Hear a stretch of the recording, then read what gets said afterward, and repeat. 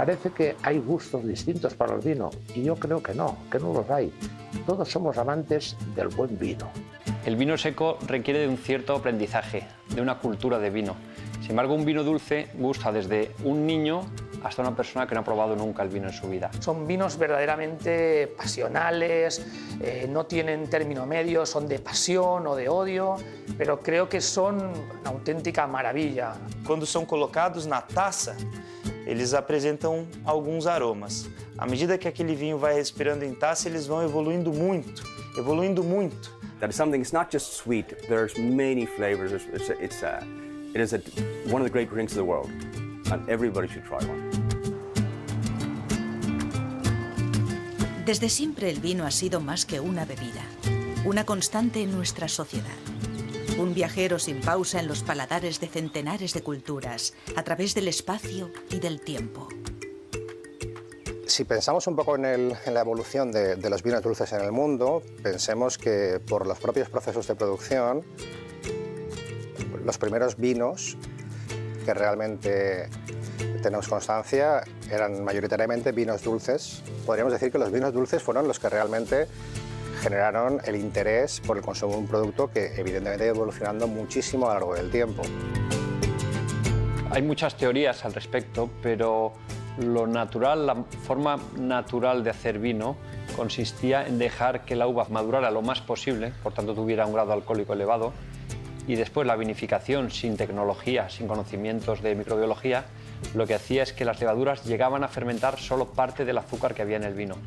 Por tanto, los vinos antiguos, ancestrales, digamos, terminaban normalmente con un grado de alcohol muy alto y azúcar residual, por lo cual eran naturalmente dulces. Esos vinos dulces tenían la facultad de viajar muy bien en el tiempo. La aparición de la barrica es un accidente, y es un accidente de un cruce cultural. Y el cruce cultural es a la hora de transportar diferentes líquidos, y resulta que de una rotura de ánforas dijeron, pues vamos a emplear las barricas como de una forma provisional, y se descubre que le aporta grandes cosas al vino. El simple hecho de poder transportar el vino en barricas va a abrir las posibilidades comerciales de forma enorme. Se va a poder embarcar, se va a poder navegar. Los comerciantes ya modernos, digamos, ingleses, holandeses, se dan cuenta de que introduciendo vinos dulces del sur de Europa en barcos, en barricas de madera y distribuyéndolos por el mundo, estaban mucho mejor los vinos al llegar al destino de cómo estaban en origen, por ese proceso de envejecimiento que tenían durante el viaje en barricas de madera.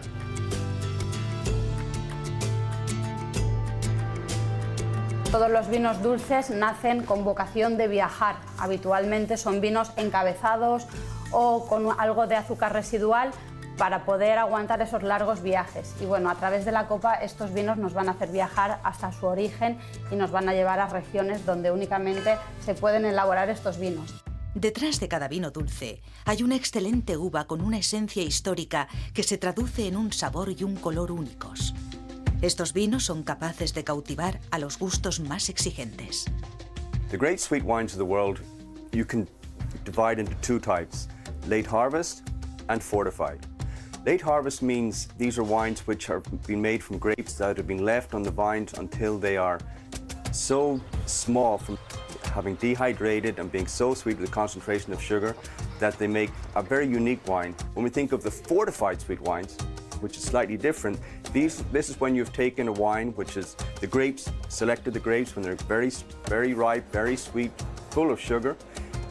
Then you ferment them, you start the fermentation, you add alcohol, spirit, brandy or cognac, in order to fortify the wine to increase the alcohol.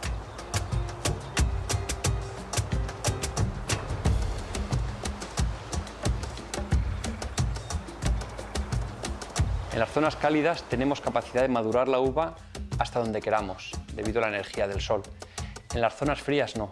En las zonas frías los vinos dulces se elaboran con uva congelada porque el proceso de congelación de la uva hace que de forma natural se formen cristales de agua dentro del grano de uva. If you think that if in countries like Canada, not that well known for wine, they make the most delicious and exquisite sweet wine, from leaving the bunches of grapes to freeze. They also do this in Germany, and they also do it in Austria. where the frozen bunches, so they have to go out in the morning at 4 or 5 in the morning before the light comes up, pick the frozen grapes in very difficult conditions. En el sur, por congelación, tenemos vinos muy frescos y en el norte, como la uva ha madurado muchos más meses en la planta, tenemos vinos de una mayor complejidad y de aromas mucho más de frutos secos e incluso especiados. Because so many countries, not just here in Northern Europe, but around the world, are making very good quality sweet wines. Small quantities, but very good quality. In Australia with Semillon, in Chile with Muscat, South Africa with Chenin Blanc, which you also find in the Loire Valley in France, and Muscat. So there are many countries in the New World, the Southern Hemisphere, that are making excellent quality sweet wines. Hoje em dia no Brasil eu chutaria a arriscar, né? Arriscaria falar que o vinho de sobremesa mais famoso é o vinho do Porto. É mais do que os vinhos de sobremesa brasileiros e latino-americanos.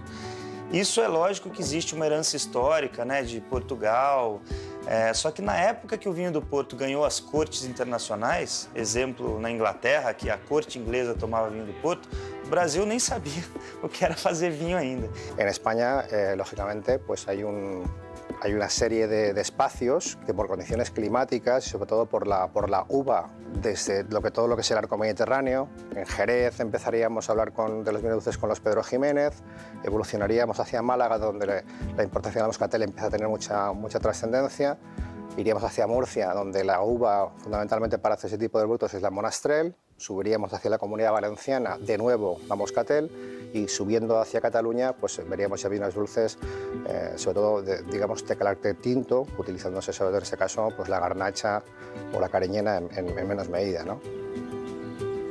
El vino dulce nace con un espíritu viajero. Su gran cantidad de azúcar y elevado grado de alcohol permitió su expansión y asentamiento por el mundo a lo largo de la historia.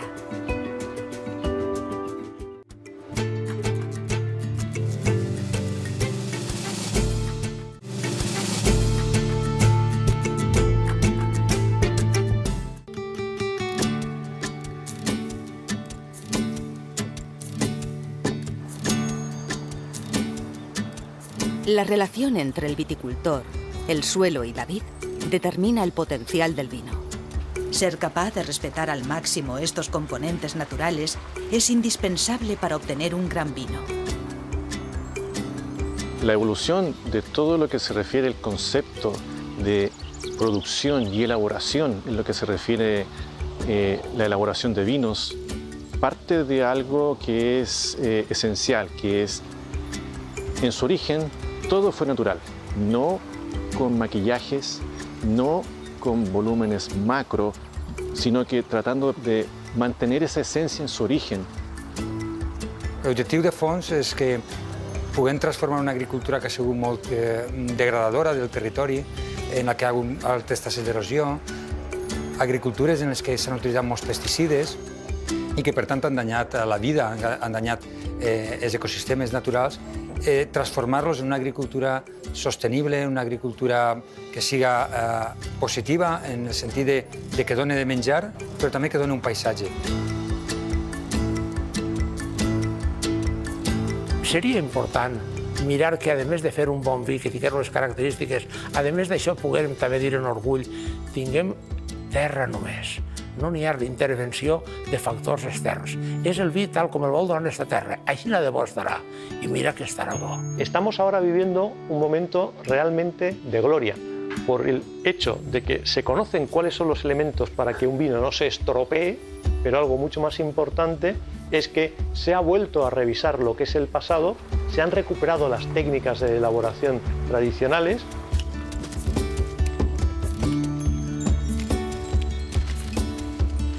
¿En qué entramos? En la rama de la viticultura, donde el agrónomo trabaja palo a palmo con el enólogo, diciendo cómo se empieza a formar el vino desde la finca, desde la uva. Es decir, yo soy viticultor y soy vinicultor. Es decir, elaboro no, cultivo la viña y elaboro vino. Pero sí hay una cosa muy importante.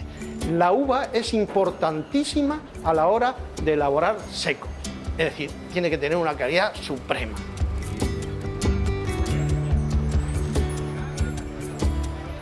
hablar de un vino dulce, siempre para diferenciarlo de un vino tranquilo, tinto o blanco, tendríamos que pensar que ya el bodeguero tiene una intencionalidad de hacer un vino dulce cuando lo genera. Al final un vino dulce no deja de ser un vino que lleva un componente de azúcar que llamamos residual. En el proceso de obtención de ese azúcar residual han habido diferentes mecanismos o modelos de producción. Fundamentalmente podríamos diferenciar dos. Aquellos que el azúcar es un azúcar propia de la uva y que se consigue sencillamente cortando la fermentación en determinado momento del tiempo con una serie de grados de alcohol, y el resto del azúcar no se deja fermentar, eso le llamamos vinos dulces naturales. También podemos cortar la fermentación añadiendo un poco de alcohol, la levadura muere y ya nos queda ese azúcar residual que nos va a tener un vino dulce. Hay 1000 formas de elaborar un vino dulce en el transcurso de la cultura de España en general. Cada cual ha elegido su forma y yo elegí una para parar la fermentación y dejar que el vino fuera fermentando poquito a poco con una adición de alcohol en barrica. Evidentemente hoy ya conservamos el estilo en cada una de las zonas geográficas donde se elaboran estos vinos dulces, pero aportamos nuestra personalidad. Yo creo que uno de los grandes aportes del vino de Jerez es que no tiene añadas generalmente y que nuestro sistema de crianza de soleras y de criaderas nos permite envejecer de un estilo diferente a cómo se estila criar i envejecer en Marsala o en Oporto. I un dels vins que faig és un dolç natural, que el faig a partir del raïm chardonnay, simplement perquè és un raïm de cicle curt, entonces té una maduració molt prompte. Arreplega aquest raïm, vaig passant i triant els raïms que complisquen aquestes condicions i l'escampe sobre un canyís perquè continue deshidratant-se. I deixa que seque, que continua secant-se, airejant-se, hasta que totes les pells són flàcides.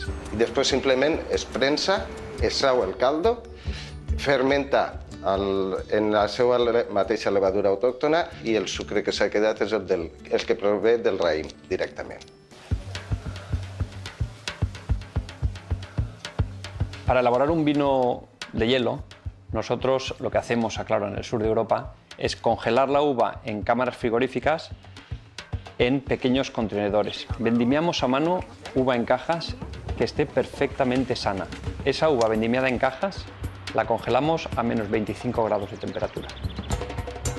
A partir de ahí, el proceso de elaboración es exactamente igual, análogo al de la elaboración de cualquier otro vino blanco, con la particularidad de que la extracción del mosto se hace sobre esa uva congelada y que, por tanto, el rendimiento del mosto va a ser muy pequeño. Obtenemos del orden de un 20-25% de líquido por kilo de uva y, a la vez, ese mosto va a ser muy rico en azúcar y ácido. Entonces, obtenemos un mosto precioso, floral, frutal, con un contenido en azúcares que hace que sea muy atractivo el vino. Si prensamos una uva congelada, el líquido que extraigamos va a ser un mosto con el azúcar muy concentrado, ya que el agua se va a quedar sólida junto a la piel y a la pepita. Esta manera de concentrar azúcar naturalmente es la que en el norte de Europa se ha empleado para elaborar vinos de hielo, vinos dulces elaborados mediante la congelación de la uva.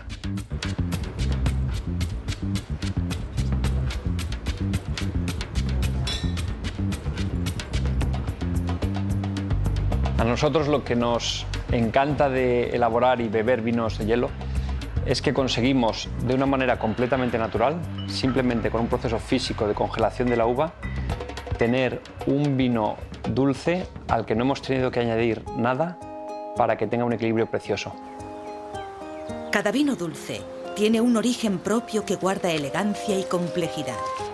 Con sus técnicas de producción, fermentación y embotellamiento, se logra albergar el alma y la tradición de cada zona en la que es elaborado.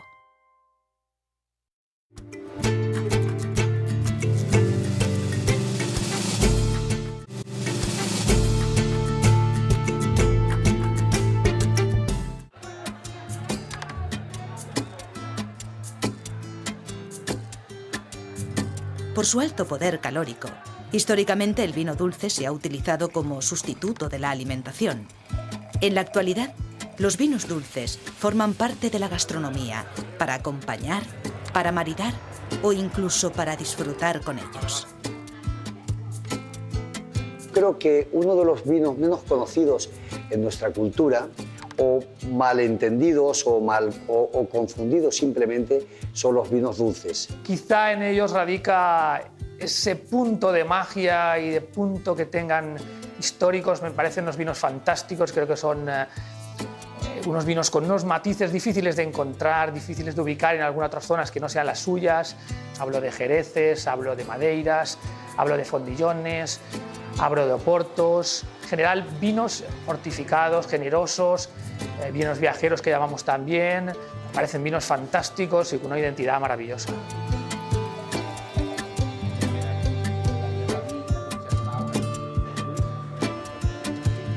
Nuestro territorio es un espacio magnífico para elaborar vinos dulces porque tenemos la materia prima y el sol. Sin tiempo de insolación sería imposible generar estos vinos. Y además funcionan, armonizan magníficamente con nuestra cocina, no solo con los postres. Esto hay que desmitificar, el vino dulce no es solo para el momento del postre, sino que a la hora de una comida pueden ocurrir diferentes momentos donde el vino dulce sea protagonista. Geralmente eu gosto muito de misturar os vinhos doces com frutos do mar, né? Polvo, camarão, porque essas carnes um pouquinho mais leves de sabor, né? Carnes brancas em geral, pode até ser porco, né? Elas acabam pegando muito dessa complexidade do vinho doce. Uno de los platos marca de la casa es el calamar con blanquet en la salsa de canela. Aquí utilizamos un vino así un puntito rancio que le da un cambio total a lo que es el guiso. Luego le metemos también, para que sea la conjunción de un mar y montaña, porque al final acaba siendo un mar y montaña, es el calamar con blanquet, que acopla muy bien y le da ese puntito de grasa que necesita el plato.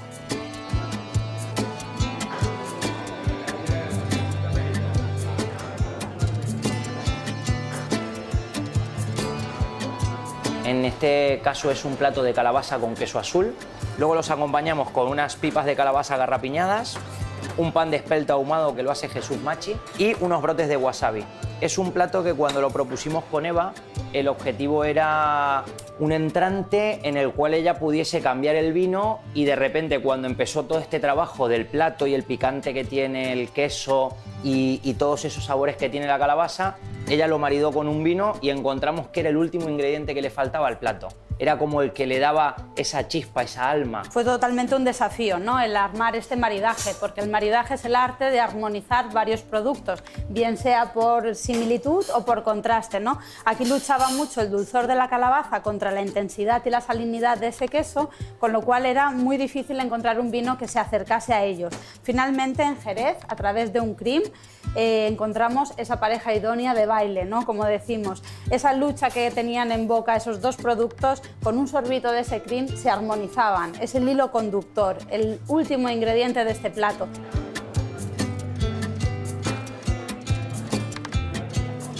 Lo primero, cuando catamos un vino, sería analizar a la vista.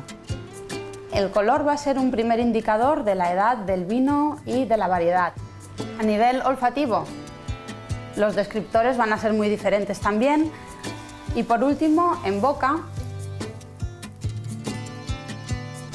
una de las diferencias respecto a los vinos tranquilos, a la cual habrá que hacer especial mención, es a la densidad del vino y a la cantidad de azúcar residual que estos contengan.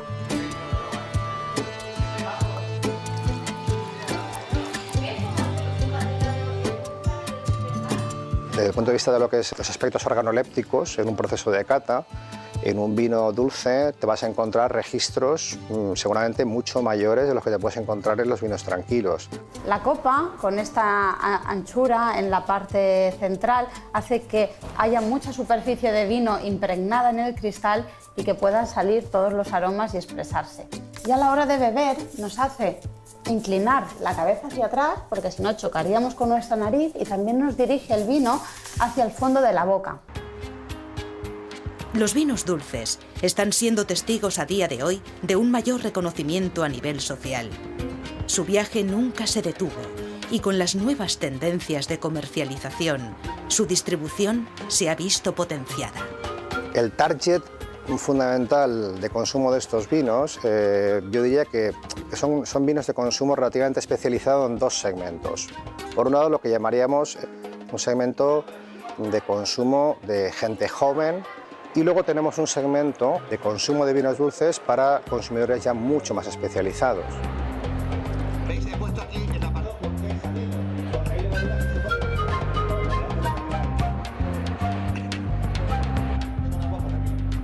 Bueno, hay mercados y mercados. Hay mercados que son, por su gusto, por su paladar, son más propensos a los vinos secos y otros a los vinos dulces. Wine is the same as any other product, that nowadays, if you want to reach directly to your target customer, you must use the social media effectively. And those who are able to do that will get to the final customers, because ultimately the rejuvenation of sweet wines as a sector will come from people asking for it, from people reading about it, from people seeing it, from the images, from the stories, and that is best transmitted using social media. So it is a question of education, where there is a lack of education about sweet wines. People think, oh, sweet wine with the dessert. No, sweet wine with any different times of the day, different situations you can enjoy a sweet wine.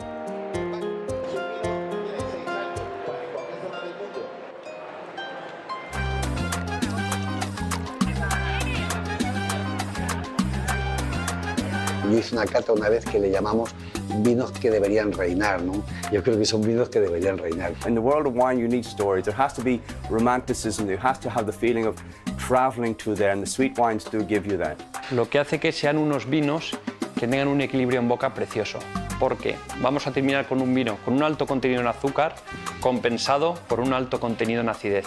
Hay refranes que ya se decían desde la antigüedad: vino de viñas viejas, qué bien me senta, qué mal me dejas. Este vino que se hace con esta exquisitez no te da más que placer. If you've never tried one, you should discover some of the great sweet wines of the world. Los vinos dulces, a pesar de haber perdido su proyección en la comercialización contemporánea, son los garantes de la viticultura del pasado, que ha sabido conservar los verdaderos tesoros de la enología histórica.